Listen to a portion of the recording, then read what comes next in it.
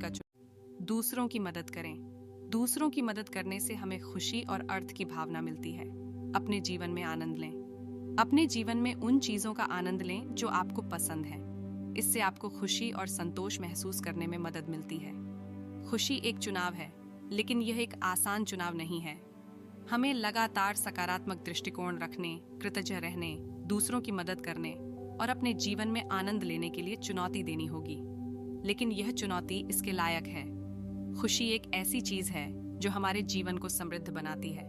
खुशी एक चुनाव है, न कि स्थिति। हम खुश हो सकते हैं, भले ही हमारे आसपास की स्थितियां अच्छी ना हों। खुशी का चुनाव करने के कई तरीके हैं।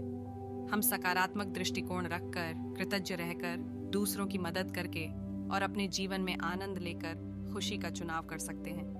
सफलता एक लक्ष्य नहीं है, बल्कि एक यात्रा है। यह एक सरल वाक्य है, लेकिन इसमें एक गहरा अर्थ छिपा है। यह हमें बताता है कि सफलता एक अंतिम लक्ष्य नहीं है, बल्कि एक निरंतर प्रक्रिया है। जब हम सफलता को एक लक्ष्य के रूप में देखते हैं, तो हम उसे एक दूरस्थ और अप्राप्य चीज के रूप में देखते हैं। हम सोचते हैं कि जब हम सफल हो जाएंगे, तभी हम खुश होंगे। लेकिन ऐसा कभी नहीं होता है। सफलता के बाद भी हम हमेशा कुछ और पाने की इच्छा रखते हैं। लेकिन जब हम सफलता को एक यात्रा के रूप में देखते हैं, तो हम इसे एक रोमांचक और चुनौतीपूर्ण अनुभव के रूप में देखते हैं। हम जानते हैं कि हम कभी भी सफलता तक नहीं पहुंचेंगे, लेकिन हम उस यात्रा का आनंद ले सकते हैं।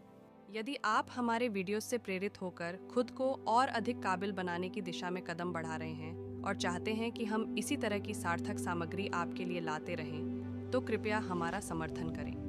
सुपर थैंक्स का उपयोग करके या हमारी मेंबरशिप ज्वाइन करके आप हमें आर्थिक रूप से मदद कर सकते हैं।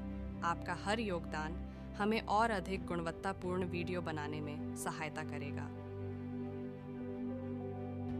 धन्यवाद। ओशो ने स्वीकृति को आध्यात्मिक विकास के लिए एक आवश्यक कदम माना।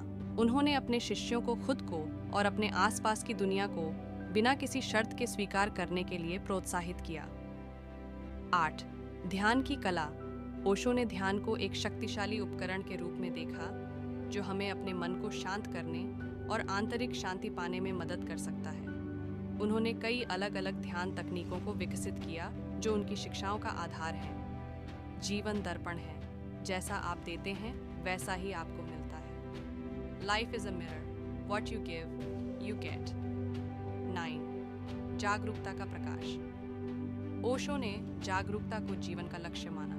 उन्होंने अपने शिष्यों को वर्तमान क्षण में जागरूक रहने और अपने विचारों और भावनाओं के बारे में निष्पक्ष रूप से देखने के लिए प्रोत्साहित किया। 10. रहस्यमय यात्रा।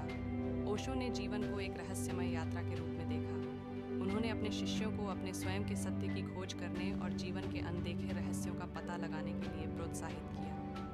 डर का अंत करो, जोखिम लो, केवल खतरे में ही असली जीवन मिलता है। Conquer your fear, take risks. Only in danger do you find real life. Osho ने चेतना को प्राप्त करने के लिए एक क्रांतिकारी मार्ग प्रदान करने के लिए भी कई उदाहरण दिए हैं। उदाहरण के लिए उन्होंने कहा कि ध्यान केवल एक मनोवैज्ञानिक तकनीक नहीं है, बल्कि यह एक आध्यात्मिक अभ्यास है। ध्यान हमें अपने मन और शरीर के बंधनों से मुक्त करने और अपनी असली चेतना को खोजने में मदद करता है। आज के लिए बस इतना ही। सब्सक्राइब और शेयर करना न भूलें। अपने सुझाव कमेंट में ज़रूर दें। धन्यवाद। आशा है कि आपको आज की बातें पसंद आई होंगी। अगली बार फिर मिलेंगे। तब तक सुरक्षित रहें और स्वस्थ रहें। नमस्ते।